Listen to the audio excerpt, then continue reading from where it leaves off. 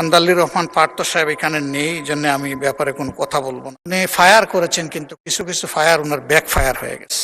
জনাব সালাউদ্দিন আহমদ সাহেব বলেছেন যে আদেশটা দেওয়া হয়েছে এটা একটা অন্তহীন প্রতারণা করা হয়। কে করেছে? ইন্টারিম গভর্নমেন্ট এবং প্রেসিডেন্ট মিলে করেছে। এইটা তো জুলাই 13 তারিখ হয়েছে। আমি পুরা সময়টা জুড়ে সমস্ত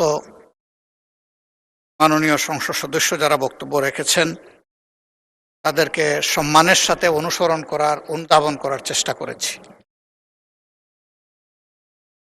দেশ এবং জাতির জন্য সংবিধান এবং এই সংসদ, আমরা কে ট্রেজারি বেঞ্চে আর কে অপোজিশন বেঞ্চে, এগুলো কোনো পার্মানেন্ট জিনিস না। এই স্বাধীন বাংলাদেশেই কিছু কিছু দল তারা ওখানে বসতেন, আজকে তারা কোথাও নেই। আবার এখানে যারা বসতেন মাঝে মধ্যে ওখানেও বসতেন, আজকে তারা এখানে বসা আছে। এটাই গণতন্ত্রের সৌন্দর্য। আমরা দলের অভিপ্রায় নয়, জনগণের অভিপ্রায়টাকেই আমরা সম্মান দিয়ে এখানে এসেছি এবং এই প্রস্তাবটা উত্থাপন করেছি। অতি গুরুত্বপূর্ণ বক্তব্য রেখেছেন মাননীয় স্বরাষ্ট্রমন্ত্রী। যেহেতু আন্দালির রহমান পার্থ সাহেব এখানে নেই, এই জন্য আমি ব্যাপারে কোনো কথা বলবো না।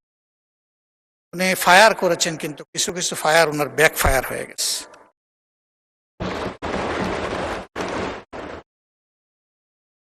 জনাব সালাউদ্দিন আহমদ সাহেব অত্যন্ত বিজ্ঞ লোক। আমি যতদূর জানি তিনি আইনের ছাত্র ছিলেন। আর আমরা ফেসিবাদের আমলে দফায় দফায় সেই আইনের নামেই আমরা ফেসিবাদের ভিকটিম হয়েছি। ওনার পজিশন একজন জ্ঞানী মানুষ হিসাবে, আর আমাদের পজিশন একজন বুক্তা হিসাবে। আমরা বুক করেছি, ভিকটিমাইজড হয়েছি আমরা। তো উনি ভাগ্যবান। না না, আপনিও আরো বড় ভিকটিম হয়েছে, এটাও আমি স্বীকার করি। আমি সবসময় স্বীকার করি যার যেখানে যে অবদান। তিনি 73 সালের পরে অর্ডার যে আইন নয় সেইটার উল্লেখ করেছেন, কিন্তু এর পরে বহু অর্ডারও, বহু অধ্যাদেশ, বহু আদেশ আইনের রূপ নিয়েছে। আজকে যদি সেই সমস্ত সম্মানিত ব্যক্তিদের সম্পর্কে কথা বলি, তারা আজকে দুনিয়ায় নেই। অনেককেই আমরা অন্তর থেকে গভীরভাবে শ্রদ্ধা করি, তাদের প্রতি অশ্রদ্ধা হবে। আমি সেই জায়গায় ফিরে যেতে চাই না। আবারও বলবো, সংবিধান এবং আইন মানুষের জন্য, আইন কিংবা সংবিধানের জন্য জনগণ। এই জিনিসটা আমরা খেয়াল রাখলে ভালো হতো। ব্যক্তিগতভাবে আমি বিশ্বাস করি এখানে যারা এসেছেন তারা জনগণের মধ্যে অতি শ্রদ্ধার পাত্র। কাজেই কাউকে হিট করে কথা বলাটা আমি কখনো সমীচীন মনে করি না, আমি সেদিকে যাব না। আমাদের জনাব সালাউদ্দিন আহমদ সাহেব বলেছেন যে আদেশটা দেওয়া হয়েছে এটা একটা অন্তহীন প্রতারণা করা হয়। কে করেছে? ইন্টারিম গভর্নমেন্ট এবং প্রেসিডেন্ট মিলে করেছে। এইটা তো জুলাই 13 তারিখ হয়েছে, নভেম্বরের 13 তারিখ হয়েছে, আর ভোট হয়েছে 26 সালের 12 ফেব্রুয়ারি। দীর্ঘ সময় মাঝখানে ছিল। আমরা প্রথমে দাবি করেছিলাম গণভোটটি আগে হোক এবং সংসদ নির্বাচন পরে হোক, কিন্তু বিএনপির দাবির কারণে, একই দিনে হওয়ার কারণে, ওনাদের গণভোট এবং সংসদ নির্বাচনের দাবিটা সরকার গ্রহণ করার কারণে ওনারা ফরমালি সরকারকে অভিনন্দন জানান। তাহলে গণভোটটা তো ওনাদেরও দাবি ছিল। গণভোটে কি কি বিষয় অন্তর্ভুক্ত হবে তা কিন্তু আগেই তাদের ওয়েবসাইটে প্রচার করা হয়েছে। নির্বাচন কমিশন এটা করেছে যথেষ্ট সময় দিয়ে। আমরা দেখেছি, সরকারি দলও এটা দেখার কথা। এই সব কিছু দেখে শুনেও যদি আমিও বলি, মাননীয় প্রধানমন্ত্রীও বলেন যে সবাই গণভোটে হা বলুন, তাহলে আমরা দুষ্টা করলাম কোথায়, আর আমাদের মধ্যে ভাগটা হলো কোথায়? আমরা তো এক হয়েই করেছি। আমরা আমাদের জায়গায় আছি, আমরা জায়গা পরিবর্তন করি নাই। আমি ধন্যবাদ জানাই জনাব সালাউদ্দিন আহমদ সাহেবকে। উনি বলেছেন যে উনি দাবিটা প্রথম করেছিলেন। জনগণ কি চায় সেটা আমরা জনগণের কাছে ছেড়ে দিই। যদি বেশিরভাগ জনগণ এটা সমর্থন করে তাহলে আমরা এটা সবাই মানব। বেশিরভাগ জনগণ সমর্থন করেছে, এখন এটা মানার প্রশ্ন। যদি আমরা সাংবিধানিক বলি, আবারও বলবো অতীতের অনেক গণভোট নিয়ে প্রশ্ন উঠবে, আমি সেদিকে যাব না। অসাংবিধানিক বা সংবিধান বহির্ভূত অনেক কাজই তো হয়ে গেছে, সবাই মিলেই তো করলাম, সেই জায়গায় তো আমরা কোনো আপত্তি করলাম কেন করলাম না? এটা দেশ এবং জনগণের জন্য প্রয়োজন ছিল। সেই জায়গায় যদি না করি, এই জায়গায় তারা যদি এই সপোর্টটা নিয়ে আজকে এই সংকট তৈরি না করতেন, এখানে এটা আলোচনারই দরকার ছিল না, এই সময় নষ্ট করার দরকার ছিল না। এই মহান পার্লামেন্টের, এই মহান সংসদের এই সময়টা তো আমরা ব্যয় করছি এই কারণে যে ওই কাজটা হয়নি বলে।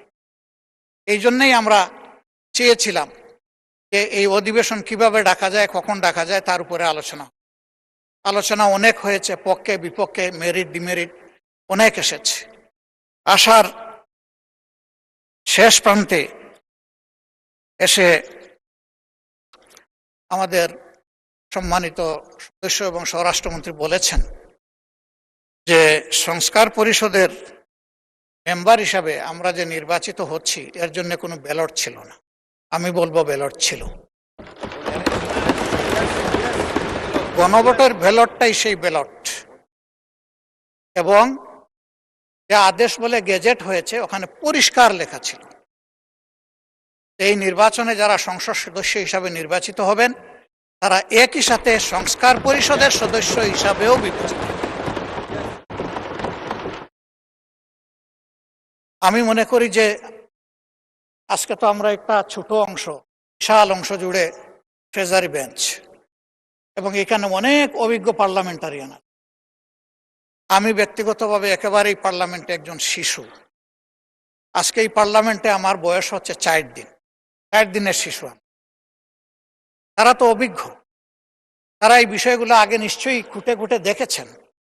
আমি নিজে সংস্কার এর জন্য যে ঐকমত্য কমিশন হয়েছিল সেখানে কোনো মেম্বার হিসেবে যোগদানের সৌভাগ্য অর্জন করি নাই, কিন্তু এখানে অনেকে ছিলেন, তাদের হাতেই তো এইগুলো ফর্মুলেট হয়েছে, ফর্মুলেট হয়ে আমাদের সবার কাছে, জনগণের কাছে এসেছে। আজকে তারা নিজেদের তৈরি করা জিনিসের সাথে স্ববিরোধিতা করতে পারেন না। এটা মেনে নেওয়াই ছিল মহত্বের লক্ষণ, এবং আমি মনে করি রাষ্ট্র দায়িত্ব হতো, ভালো হতো। শেষের দিকে এসে সম্মানিত মাননীয় সংসদ সদস্য এবং স্বরাষ্ট্রমন্ত্রী একটা প্রস্তাব দিয়েছেন। আজকে পুরো আলোচনাটা হচ্ছে সংস্কারের উপর, সংস্কার পরিষদের উপর, এর সভা আহ্বানের উপর। তিনি যদি ভালো হতো এরকম করে একটা প্রস্তাব দিতেন যে এই সংস্কার নিয়ে যে আলোচনা হলো তাকে একটা জায়গায় পৌঁছানোর জন্য আসুন আমরা একটা বিশেষ কমিটি,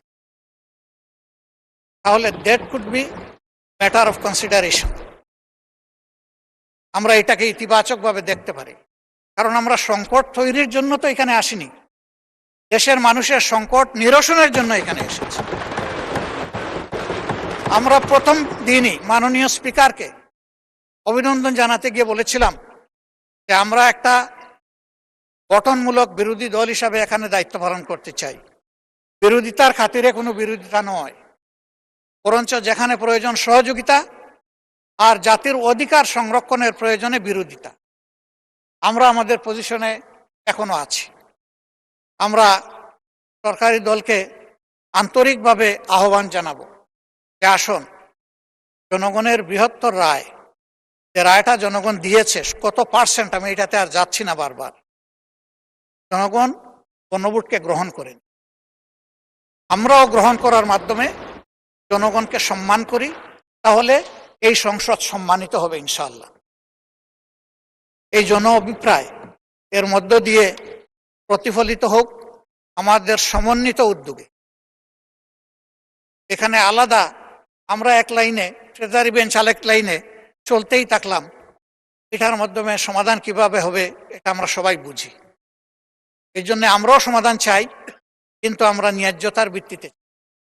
যে বিষয়ের উপরে আলোচনা হয়েছে সেই বিষয়ের উপরে একটা কমিটি আপনি যদি মনে করেন আপনি করে দিতে পারেন, তবে সেখানে আমাদের আহ্বান থাকবে যে দুই দিক থেকেই সমান সংখ্যক সদস্য নিয়ে যেন ওই কমিটি গঠন, তাইলে আমরা সেখানে আমাদের মতামত সুন্দরভাবে দিতে পারবো। এখানে সংখ্যাগরিষ্ঠতার ভিত্তিতে যদি কোনো কমিটি গঠন হয় তাহলে এখন যেমন এখানে ডিবেট হচ্ছে, তখনও সেখানে ডিবেট হবে। যে লাউ সেই কদুতেই থেকে যাবে, অন্য কোনো ফল আমরা এখান থেকে আহরণ করতে পারবো না। মাননীয় মাননীয় বিরোধী দলীয় নেতা, আপনি কনক্লুড করুন। Take another 3-4 minutes. আমাদের অভিপ্রায় আপনার সামনে তুলে ধরেছি, এখন সিদ্ধান্ত আপনার। আপনাকে ধন্যবাদ।